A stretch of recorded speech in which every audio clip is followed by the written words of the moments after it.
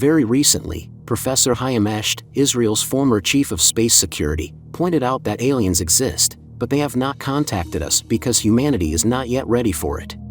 According to Eshed, the aliens even have an organization called the Galactic Federation. This organization has been in contact with Israel and the United States for years. Professor Eshed, who ran Israel's space security program for nearly 30 years between 1981 and 2010 and was awarded the Israel Security Prize 3 times, made astonishing statements in an interview with the Yediot Ahronoth newspaper. The retired general claimed that agreements have been made with aliens to understand and explore the fabric of the universe. This may sound crazy, or it may be true. It is up to you to comment.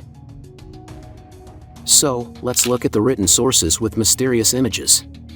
Did our alien friends really come to Earth in the past years? And if so, what traces did they leave? Let's examine it all together.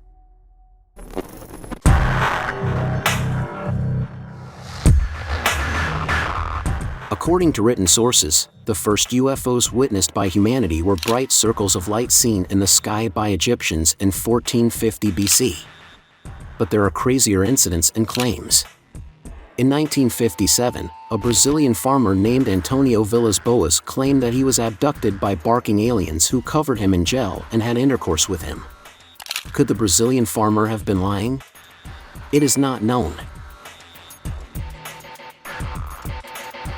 In a 2003 Harvard University study, 7 out of 10 people who claimed to have been abducted by aliens stated that they had been put to sleep by aliens and used for reproductive or sexual experiments.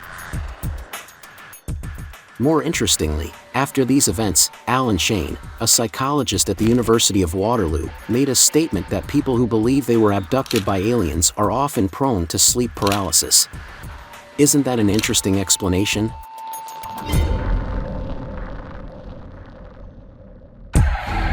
The most alien contact news from the past has of course come from the United States of America. In the 1940s and 1950s, there were many people in America who said, "I am in contact with aliens." Let's take a look at the most famous alien contact claims worldwide. Roswell, 1947. The Roswell Incident is one of the most famous and most discussed cases related to the UFO and alien phenomenon. In July 1947, near Roswell, a farmer named Mac Brazel found strange pieces of debris scattered over a large area. These pieces included metallic rods, foil-like material, and strange writing. The farmer took the pieces to the local sheriff. The sheriff reported this to the military base in Roswell. Soon after, military officials arrived and quickly collected the debris. On July 8, 1947, a press release from Roswell Air Base stated that a flying disc had been recovered. However, a day later, a high-ranking military official reversed the previous day's statement, stating that the wreckage belonged to an ordinary weather balloon. Of course, this statement caused even more confusion. At first it seemed to be covered up, but by the late 1970s, with the testimony of witnesses and the emergence of new documents, the Roswell incident was back on the agenda. Many believe that the initial flying disc explanation was correct and that the US government was covering up the facts. The debate continued for years and finally, in the late 1990s, the US Air Force published 2 reports on the Roswell incident. These reports stated that the debris was part of Project Mogul, a high-altitude balloon project. The allegations of alien bodies were described as various test dummies and other similar objects. Of course, no one believed these reports either. Wrensham Forest, 1980. The Wrensham Forest incident is one of the most famous UFO incidents in the UK and has been called Britain's Roswell. In December 1980, unidentified lights were observed in Wrensham Forest in Suffolk, England, between 2 US Air Force bases, RAF Woodbridge and RAF Bentwaters. In the early morning of December 26, 1980, some security guards went to the forest to investigate the strange lights, thinking it was a plane crashing in the forest. However, when they arrived at the scene, they encountered a metallic vehicle-like object emitting bright-colored lights. Near this object, they saw a second strange object shining light on the trees. The object then disappeared, moving quickly through the forest. After the incident, authorities found 3 small holes in the forest and found burnt or damaged trees near the holes. In addition, high levels of radiation were detected after measurements in the area, further confusing the authorities. The second observation in the same area occurred on December 28. Several military personnel observed more lights in the forest. This time, the lights were said to have moved through the forest and then quickly moved away. Shortly after the events took place, Lieutenant Colonel Charles Halt, the deputy base commander at the U.S. base, RAF Bentwaters, issued an official report detailing the incident. This report was later revealed in the United States through a Public Information Act request. Immediately after the incident, many witnesses gave testimonies. However, the authorities did not explain what exactly happened. Some suggested that the observed lights were caused by a nearby lighthouse, but many found this explanation unconvincing.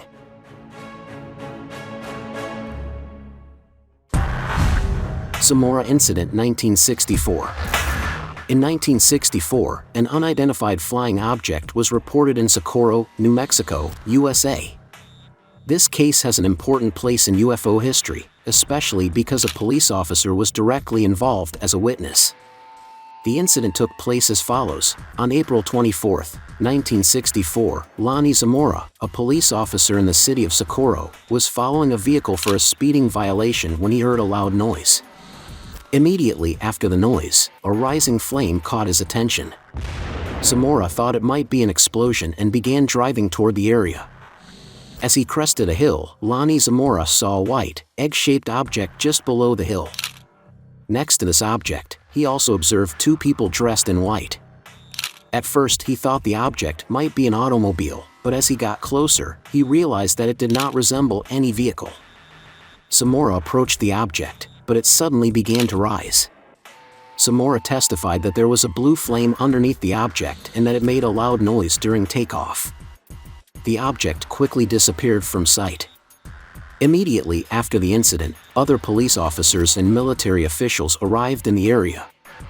Investigations at the scene found some physical evidence, such as scorched earth and strange footprints. The Samora incident attracted a great deal of attention in its time and was analyzed as part of the U.S. Air Force's secret project, Project Blue Book, which investigates UFO incidents. The fact that the eyewitness was a policeman and that the Air Force investigated the incident did not change the outcome. In other words, the incident was covered up without any explanation.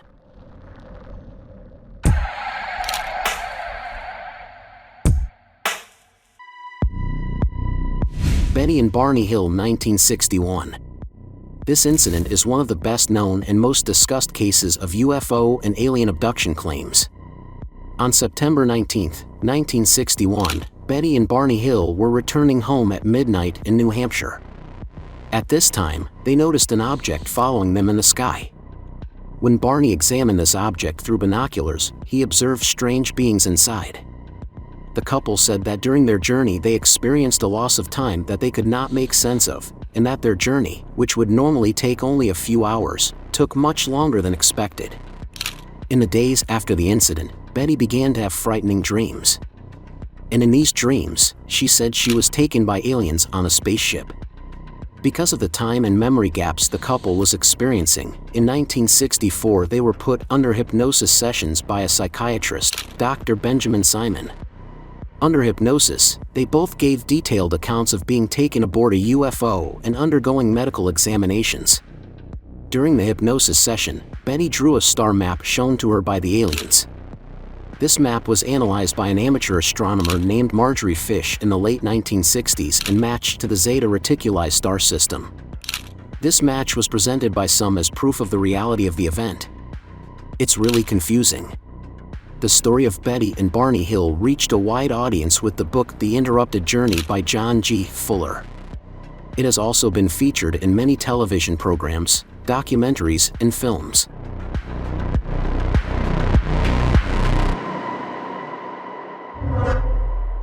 Although recent world history is full of hundreds of examples like these, there has never been a single UFO incident that has been confirmed and accepted by official institutions.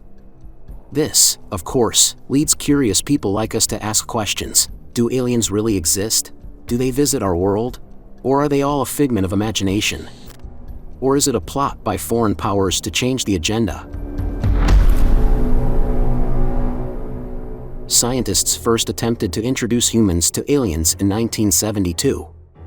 Carl Sagan and Frank Drake designed a plaque for the Pioneer 10 spacecraft with a picture of a naked man and woman. The purpose of this work was to intimidate the aliens. It's not a joke, it's real. The attempt to intimidate aliens continued afterward.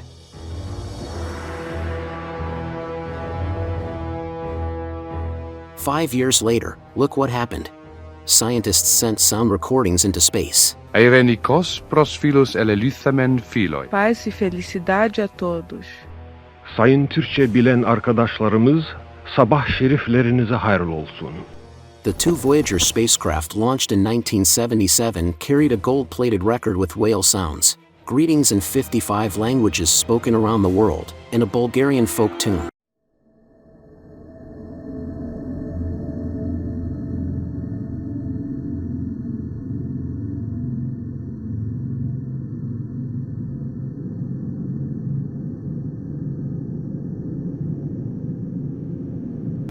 Of course, we didn't get a response from the aliens, or maybe they didn't like listening to music. Don't think we are joking about this incident. Just in case, NASA sent the record player needle and operating instructions along with the record. In case the aliens couldn't get the record player to work, NASA had a thoughtful idea.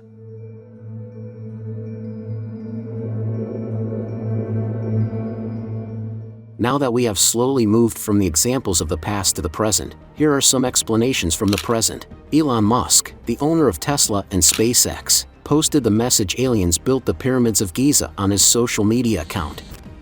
Following this message of Musk, who has millions of followers on Twitter, Egyptian Minister of International Cooperation Rania Al-Mashad invited Musk to his country, stating that the Giza pyramids were built by humans. "I follow your work with admiration.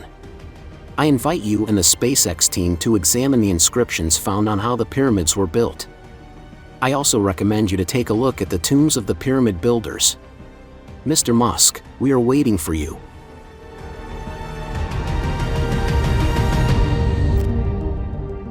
I did not investigate whether Elon Musk responded to Egypt's invitation, but he bought Twitter. In fact, it is now called X, not Twitter. I think he can now delete his posts more easily if he gets a reply he doesn't like. Now hold on tight, we are going to a more recent history. Last July, very interesting developments took place in the United States, one of the most criticized countries for hiding the truth about the contacts. A session was held in the House of Representatives to hear claims about unexplained flying objects, or UFO sightings. This was recorded as a first in the history of the United States. Was the US preparing to accept the existence of aliens? Or was a scenario written and played out in front of the whole world to change the agenda? We don't know. At the very beginning of the session, the interesting events and unexplained phenomena described by the witnesses were enough to change the agenda in an instant. The testimony of Ryan Graves, who served as a pilot in the US Navy, created a shock effect in the hall and all over the world. At the hearing, Graves described an incident that happened to him in 2014. He stated that while flying in an F-18 fighter jet, he encountered a UFO, which he described as a dark gray or black cube inside a transparent sphere, about 15 feet wide, hovering incredibly motionless despite strong winds. But the real highlight of the hearing was former intelligence officer David Grush, who attended the hearing as chief confessor and served as a representative of the National Reconnaissance Office's (NRO) Unidentified Aerial Phenomena Task Force from 2019 to 2021. Grush implied that government officials are hiding information about UFOs and aliens, saying that officials who speak out on the subject will be penalized and cannot make further statements due to privacy laws. Following this statement, Nancy Mace, a Republican representative from South Carolina, asked David Grush, "Are there remains of extraterrestrials?" Mace also asked whether biological material was found in the extraterrestrial vehicles captured by the government. Grush replied, "There was biological material in some of the remains found." Mace asked, "Were they human or non-human?" Grush replied, "They were not human, and that assessment was made by people I spoke to who had direct knowledge of this project." Very interesting developments, isn't it? Why is it that the US, which wanted to cover everything up for so many years, is now trying to find answers to questions that have not been answered for years?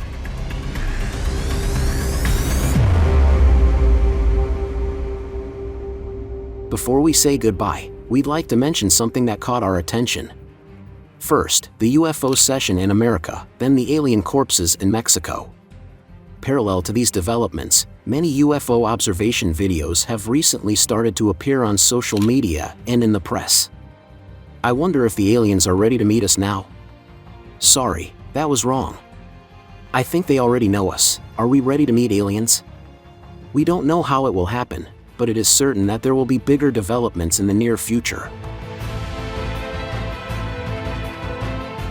As the Wise Octopus team, we would like to say goodbye with one last question. Have you ever experienced such an event or observation that you cannot explain? I mean, have you ever seen a UFO? We are waiting for your answers in the comments section. See you in the next video. Goodbye.